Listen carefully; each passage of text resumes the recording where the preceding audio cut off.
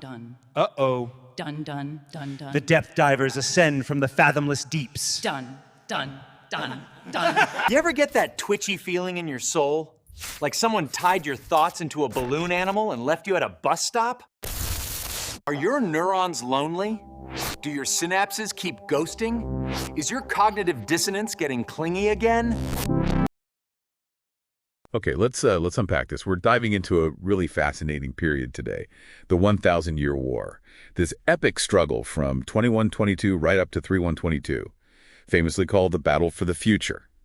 And the sources we have, they're quite something.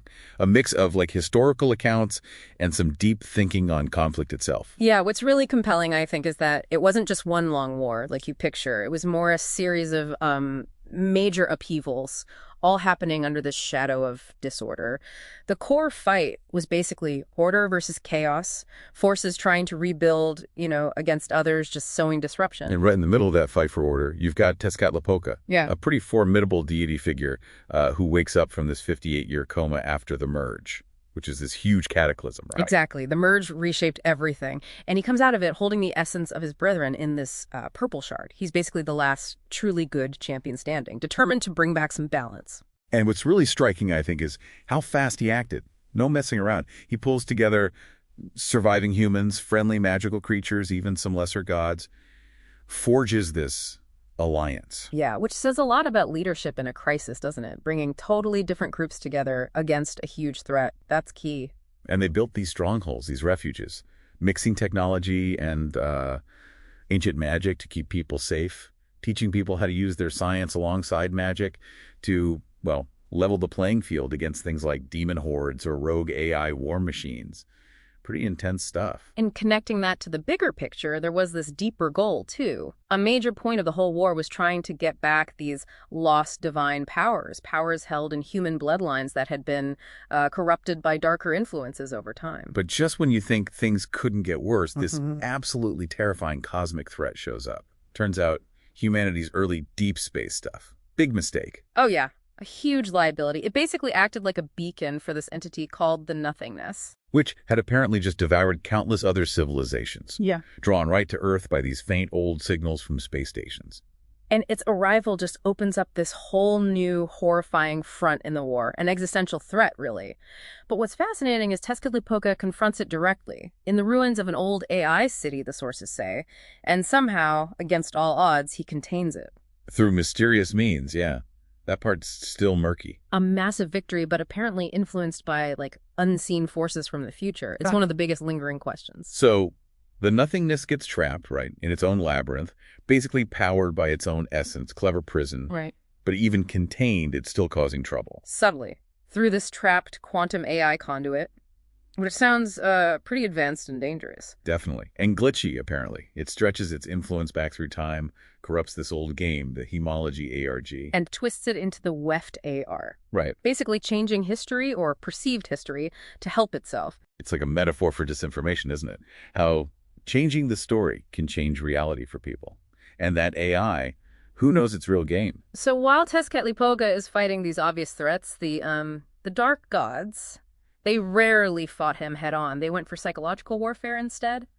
Much sneakier. How so? Twisting perceptions with illusions, propaganda, manipulation, sowing distrust everywhere, turning survivors against Tezcatlipoca, even against each other. Wow. Illusion magic made it almost impossible to tell friend from foe.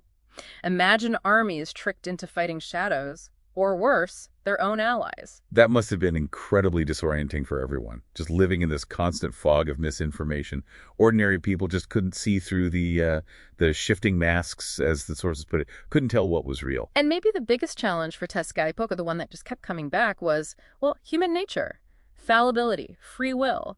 Time after time, they'd win a victory, establish some peace, and then corruption would just sprout up from inside. Like that Citadel City example?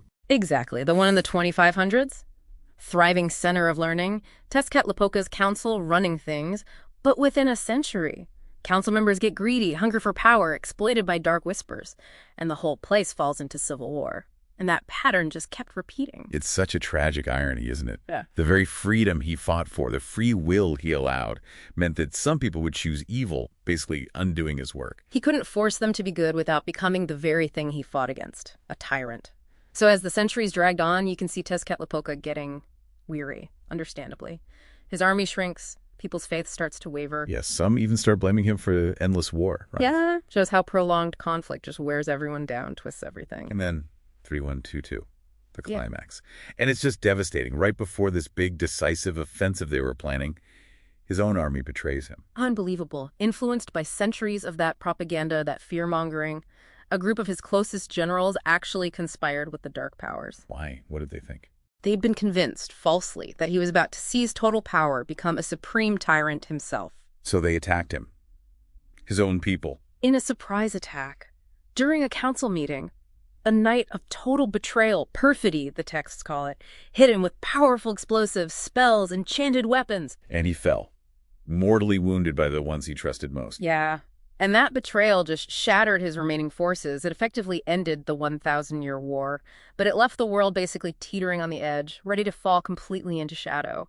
A stark reminder that internal rot can be deadlier than any outside enemy. So when you step back and look at this whole millennium of war, what does it tell you? When the fight isn't just against some external bad guy, but also against, like, people's own choices, their perceptions, what does that really say about order versus chaos? It really makes you think, doesn't it? If even a figure like Tezcatlipoca, benevolent, powerful, if even he couldn't ultimately defeat this combination of deep deception and the, let's say, darker side of free will, what does that reveal about the true nature of long-term conflict and maybe the inherent vulnerabilities in any society, any system, no matter how good the intentions of its leader are?